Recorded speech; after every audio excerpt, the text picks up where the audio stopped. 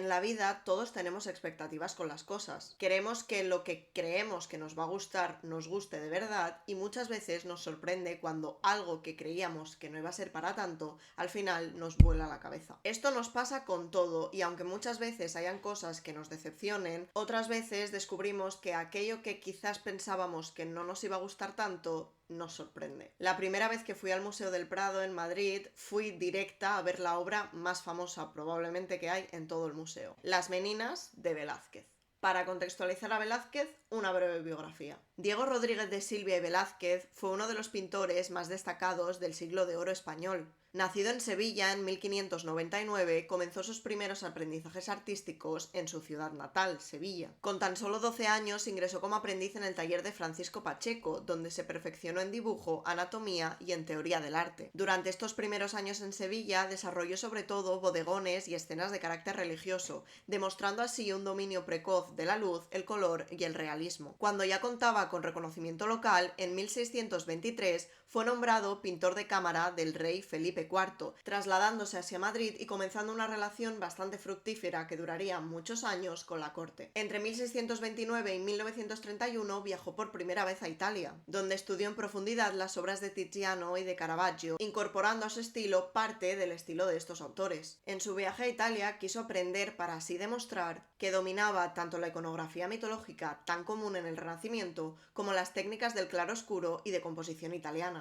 En 1949 volvió a Italia con la misión de adquirir piezas para las colecciones reales y profundizar su conocimiento en el Renacimiento. En 1651 fue nombrado cronista de la corte de Felipe IV, un puesto que le aseguró no solo un salario fijo, sino que también reforzó muchísimo su prestigio. De vuelta a España, Velázquez alcanzó su gran madurez creativa con su gran obra, Las Meninas, pintada en 1656, donde mostró su maestría en la composición, la perspectiva y una compleja interacción entre el pintor, el modelo y el espectador. Aparte de pintar a miembros de la realeza, Velázquez también pintó bufones y enanos de la corte con una sensibilidad muy inusual en la época, captando así su dignidad y su humanidad. Trabajó hasta su muerte en 1660 y dejó tras de él un legado pictórico que influyó a muchísimas generaciones de artistas, no solo en Europa, sino también en América. Velázquez fue consagrado como un maestro indiscutible del barroco español, y su obra sigue llegándonos hasta hoy en día con cuadros que alguna vez en la vida, por lo menos, todos hemos visto. Pese a que fue cronista de Felipe IV, no todos sus cuadros son simplemente de la corte y de la realeza. Quizás estos sí que son los más destacados, pero Velázquez tocó muchísimos palos a lo largo de su trayectoria artística. En su primer viaje a Italia, Velázquez se familiarizó mucho con el arte del Renacimiento, donde era muy común representar escenas de la mitología.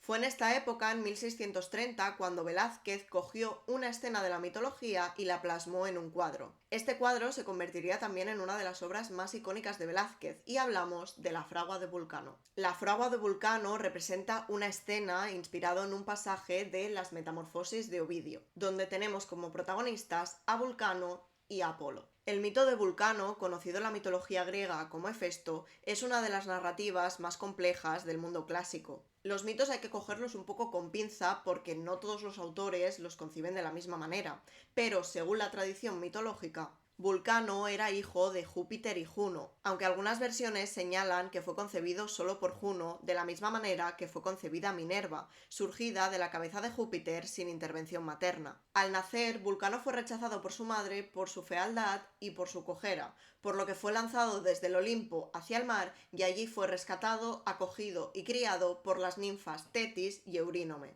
Allí, lejos de la gloria divina, Vulcano fue forjando su identidad a través del fuego y del metal, pasando de marginado a creador.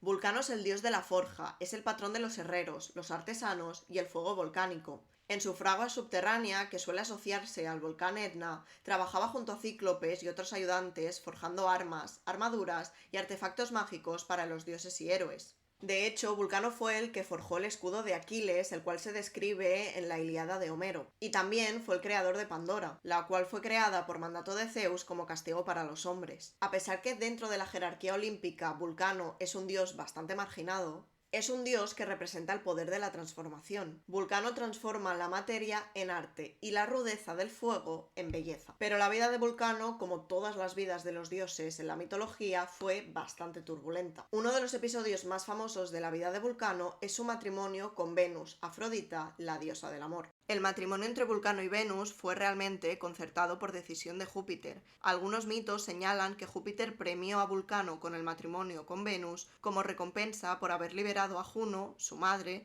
de un trono mágico, mientras que otros simplemente lo interpretan como un intento de alejar a Venus de los dioses más conflictivos. Venus, considerada la diosa más bella del Olimpo, despertaba el deseo de casi todos los dioses varones, generando tensiones y disputas constantes, por lo que Júpiter, intentando evitar una posible guerra entre ellos, impuso el matrimonio para mantener la armonía en el Olimpo. Esta unión es un poco paradójica, ya que Venus representa una belleza muy sensual y Vulcano la imperfección física. Venus, a pesar del matrimonio, no fue fiel a Vulcano, sino que mantuvo una relación amorosa con Marte, el dios de la guerra. Existen varias versiones sobre cómo Vulcano se acaba enterando de la infidelidad de Venus, pero la que nos interesa aquí y la que representa el cuadro de Velázquez es la que explica Ovidio en sus Metamorfosis. En esta versión, Apolo, el dios del sol, se presenta en la fragua de Vulcano para comunicarle la infidelidad de su mujer, lo que deja a todos, como se puede ver en el cuadro, muy sorprendidos. Según la tradición mitológica, Apolo es el dios de la música, la medicina, la profecía y las artes. En las Metamorfosis de Ovidio, en cambio, Apolo también es retratado como el dios del sol. Helios era originalmente el dios titán del sol, pero con el tiempo, especialmente a partir del periodo helenístico y en la cultura romana,